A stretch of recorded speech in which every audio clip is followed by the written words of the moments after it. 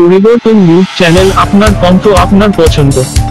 নমস্কার, পরিবর্তন news channel আপনার স্বাগত আছে।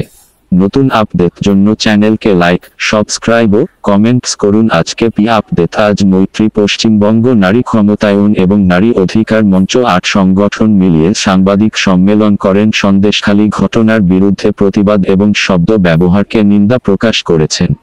দোষী শাস্তির ব্যবস্থা এবং ঘটনা তথ্য তাড়াতাড়ি স্পষ্ট পাবলিক সামনে তুলে ধরা হোক। নারী ঘটনাকে কেন্দ্র করে নেতা, পার্টি, দল, সংগঠনের নারী নিয়ে বাজে শব্দ ব্যবহার বন্ধ করা হোক দাবি করেন। ক্ষতিগ্রস্তদের যথাযথ চিকিৎসা এবং শারীরিক ও মানসিক উভয় ধরনের স্বাস্থ্য সেবা দেওয়ার দায়িত্ব নিতে অনুরোধ করলেন। উপস্থিত ছিলেন সংগঠনের প্রতিনিধিরা স্বাতী সান্যাল, কাকুলি দেব, জুমা সেন, সোহম, মৌসুমী সরকার। সাম্প্রদায়িক সমীকরণের একটা মেরুকরণের একটা করা, বিশেষ করে ধর্মের থেকে আসছে সেটা বলা, তারপরে নির্যাতন সব চলে গেছে। আমাদের বক্তব্য ভাই, তোমাদেরকে কে বলেছে যে নারী প্রাইভেট অঙ্গে বা যৌনাঙ্গে একটা সমাজ, একটা জাত, একটা ধর্ম, একটা মানুষ একবার করে মান সম্মান রাখার জন্য? আর যতদিন মেয়েদের যৌনাঙ্গকে যৌনাঙ্গের উপরে যে নির্যাতন হয় না, এই মান চট চলে গেছে, মান চলে গেছে, সম্মান চলে গেছে, সম্ভ্রম হয়ে গেছে, এই ধরনের শব্দগুলো যতদিন না স্টেটের ফাংশনারি তারা টিভি চ্যানেলে মিডিয়াতে তারা বলছে খোলাখুলি করতে, এটা হয়তো ভুলে যাচ্ছে, যারা এই ক্লেমগুলো করছে তারা ভুলে যাচ্ছে যে এটাই আইন, এটাই হচ্ছে আইনের দিকটা, যে নির্যাতিতা এটা স্ট্যাটিউট থেকে শুরু করে ভারতের সর্বোচ্চ আদালতে সেন্ট্রাল সন্দেশখালী, শুধু একা সন্দেশখালী না, পুরো দেশটাই কিন্তু সন্দেশখালী হয়ে আছে।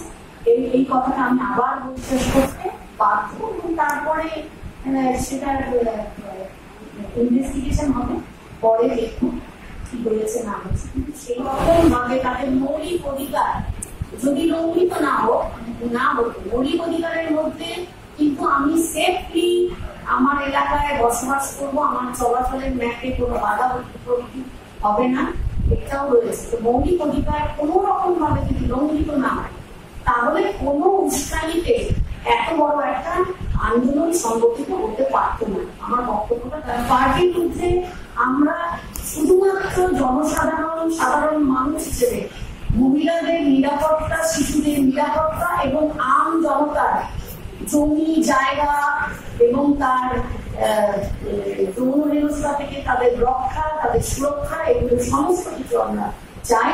আমরা 7 দিন ধরে অনেক চিন্তা করছি। প্রথম তো আমরা মানে এই রাজ্যে এই ধরনের ঘটনা যে ঘটছে, তখন দেখছি সবাই চেষ্টা করছে যাওয়ার জন্য, আর বিভিন্নভাবে তারা বাধাপ্রাপ্ত হচ্ছে, পলিটিসাইজ হচ্ছে জিনিসগুলো। তখন আমাদের মনে হয়েছে যে আমরা চিন্তা করে, মানে নিজেরা আলোচনা করে কালেক্টিভ একটা সিদ্ধান্ত নিতে আমাদের একটু সময় লেগেছে। সিদ্ধান্ত নিয়ে আমরা সময় বুঝে আজকে আমরা নেই। আমরা তো জানতে পারছি না যে ডিজি গিয়ে, দেখুন ডিজি ছিল না ওখানে, কিন্তু ছিল তো পুলিশই, প্রশাসন থেকে তো পুলিশই ছিল, তাহলে পুলিশ কি করেছে? আর ডিজি যে গেছেন, ডিজি গিয়ে ডিজি কি পেলেন? এখনো পর্যন্ত সেই প্রকাশ পেয়েছে আমার নজরে, অন্ততপক্ষে মানে আমাদের নজরে এখনো আসেনি যে ওনার রিপোর্টটা তাহলে পাবলিক করুন যে উনি কি পেলেন, এটা পাবলিক ডোমেইনে নিয়ে আশাবাদী যে এই ঘটনা ওরকম হবে। মন্ত্রী বারবারই আপনি বলছিলেন যে এতদিন পরে কেন মন্ত্রী আওয়াজ তুললো, তো একটুখানি যদি আপনারা দেখেন মন্ত্রীর আওয়াজ তোলার বিভিন্ন জায়গায়, তো অ্যাকচুয়ালি যে কোনো সরকারের আমলেই আমরা কিন্তু যখনই মহিলাদের ওপর কোনো নির্যাতনের ঘটনা ঘটেছে, মন্ত্রী কিন্তু আওয়াজ তুলেছে। এবং শুধুমাত্র মহিলাদের ওপর নির্যাতন না, কোনো মানবাধিকার লঙ্ঘনের ঘটনাতেও আমরা বারবারই পথে নেমেছি, প্রতিবাদ করেছি, আওয়াজ তুলেছি, এবং আজও সেই আওয়াজ তুলছি। যে পাওয়ারে থাকবে, যে ক্ষমতায় থাকবে, তার ন্যাচারাল তার প্রবৃত্তি হবে সবকিছুকে সাজানো বড় না বল, কিন্তু সেটা সাজানো কি সাজানো না, সেটাও জানার আগে একটা তো ইন্ডিপেন্ডেন্ট, ইম্পার্শিয়াল, ফেয়ার, ফিয়ারলেস একটা তদন্ত দরকার। সেই তদন্তটা যতক্ষণ না হবে, এটা সাজানো কি সাজানো না কি স্বতঃস্ফূর্ত বোঝা যাবে না।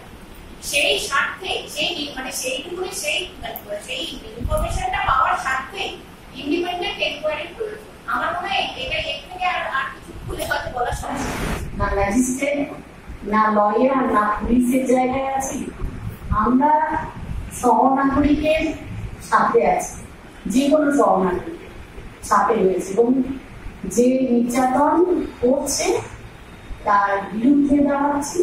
আর আমরা